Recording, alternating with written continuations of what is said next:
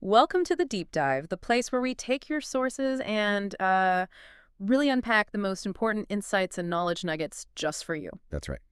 Today, we are diving into a really, fascinating hypothetical scenario. It's from an article you shared with us. hmm We're exploring what it might be like if Barack Obama could somehow, purely hypothetically, run for president again. And our mission for this deep dive, it's very clear, very focused. hmm We're here to understand the arguments presented in this specific article about why, within this hypothetical setup, the author thinks Obama might be seen as a uniquely qualified candidate. Exactly. And it's really crucial we say this up front.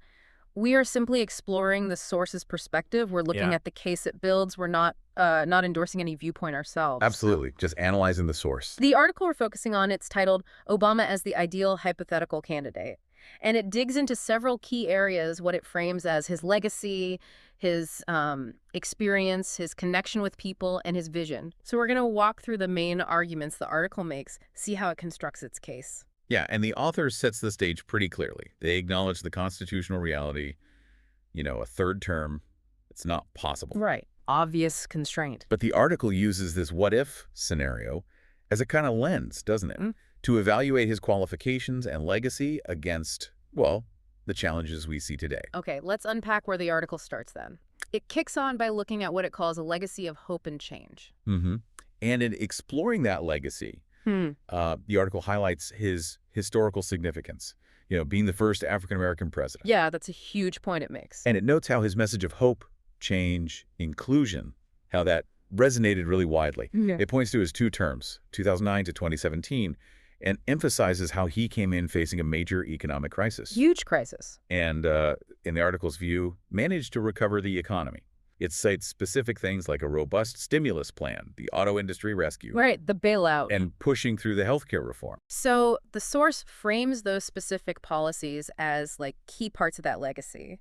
It also touches on what it describes as his ability to unite different sectors and promote international diplomacy, Yeah. ultimately viewing him, as the article puts it, as a global symbol of modern leadership. Which kind of leads us naturally to the next big point the article focuses on, which is what it What? calls unmatched presidential experience.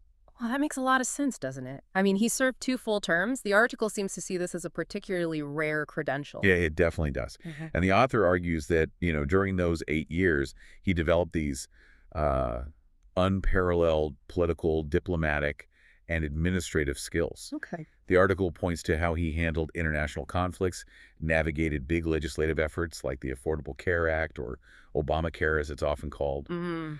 and, as the source claims, played a part in restoring public trust after that 2008 financial mess. The article gets specific here too, doesn't it, as examples of this experience. Yeah, it does. It mentions negotiations, like with Iran on the nuclear deal, the restoration of diplomatic relations with Cuba, Right. and efforts in fighting global terrorism. It explicitly brings up the operation that eliminated Osama bin Laden. hmm The article uses these as illustrations of his seasoned leadership. Which then brings us to how the article views his role on the world stage. Yeah. This is under the theme of global credibility and diplomatic leadership. Okay. And here's where the article makes a pretty strong claim, isn't it? Stating he is widely respected around the world. It does state that. And the article attributes this respect to his multilateral approach. It describes it as based on dialogue, cooperation, and respect for human rights. Yeah. The author suggests this approach, in their view, sort of redefined the U.S. role globally. As commander-in-chief, the article argues he restored international alliances and, well, improved the U.S. image during various international crises. That perspective from the article is particularly interesting. It argues that in times like these, with rising global tensions, a leader like Obama could hypothetically act as an international stabilizer. A stabilizer. Yeah, someone who could, rebuild bridges and strengthen democratic institutions overseas. The article frames this as a key asset he'd bring. That's a significant claim the article is making there. So, moving inward, looking domestically, the article then focuses on his connection with the American people. Right. And it posits that even years after leaving office, he remains one of the most, beloved and influential figures in American politics, according to the source. It links this lasting connection to his charisma, his eloquence, and his ability, as the article puts it, to connect with really diverse communities. ethnic, social, economic. Hmm. The author actually calls him a rare political phenomenon. The argument is that he understands the needs of the middle class, advocates for progressive social policies, and shows deep respect for democratic institutions. Yep. And the article sees these qualities as invaluable, especially now, in a time of, political polarization and skepticism towards institutions. That feels like a natural segue to the next theme the article tackles, the new era of politics and the fight against disinformation. Yeah, this is interesting. The article notes that he's still actively engaged in current issues, even though he's not in formal office. Right. It highlights his role as a leading critic of, well, disinformation on social media, the rise of extremist rhetoric, and what the article sees as truth eroding in public debate. Hmm. The author suggests that his hypothetical return to politics could, in this scenario, maybe reignite a commitment to truth, transparency, accountability in politics. And the article connects this to a broader point. It argues that at a time when democracy faces threats, both internal and external, experienced leadership like Obama's, as presented in this hypothetical, could maybe serve as an antidote. An antidote. Yeah, an antidote to authoritarian and anti-democratic tendencies. That's a pretty pointed argument coming from the author. It really is. Hmm. The article then shifts its focus a bit, looking at a model of inclusion and diversity. Okay. And here, the article states that Barack Obama championed inclusive policies. It lists groups like women, minorities, the LGBTQIA+ community, immigrants, youth. Right. And it attributes specific actions during his administration towards goals, like working toward racial equality, expanding access to education, and reforming the criminal justice system. So linking his actions to those groups. Exactly. The article's view is that his return to politics could sort of reignite important national conversations about inclusion, empathy, social equity, things like that. Hmm. The author also brings in his partnership with Michelle Obama.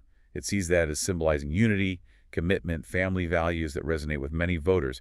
It treats that partnership itself as part of his political identity and appeal. That symbolism point is an interesting detail. The article, Following this, the article tackles what it views as a major challenge today, the ability to reunite the nation. Yeah, and the article paints a picture of the current U.S. political climate as, well, more polarized than ever, right? Definitely feels that way sometimes. With consensus just rarely found across the aisle.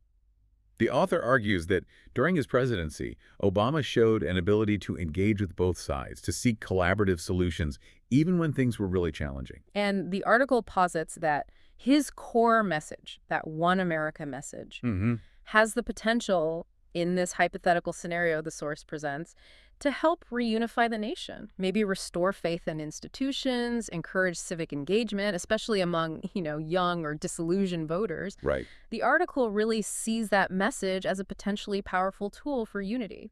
Finally, the article wraps up by discussing administrative competence and vision for the future. So it's not just looking backward. The article argues Obama has a clear vision for future challenges, too. Exactly.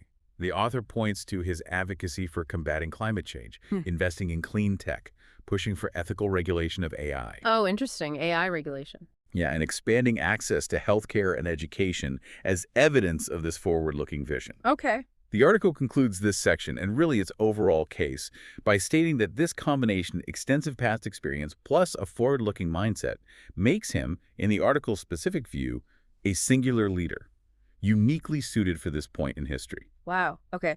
That really covers the breadth of the arguments presented solely within that source article you shared with us.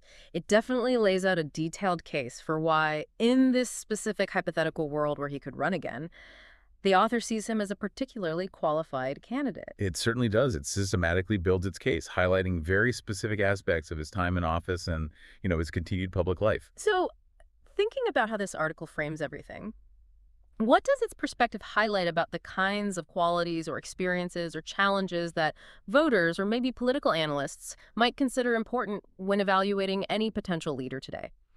Regardless of the hypothetical, the article's choices, what it decided to emphasize, seem to tell us something about its criteria for effective leadership, don't they?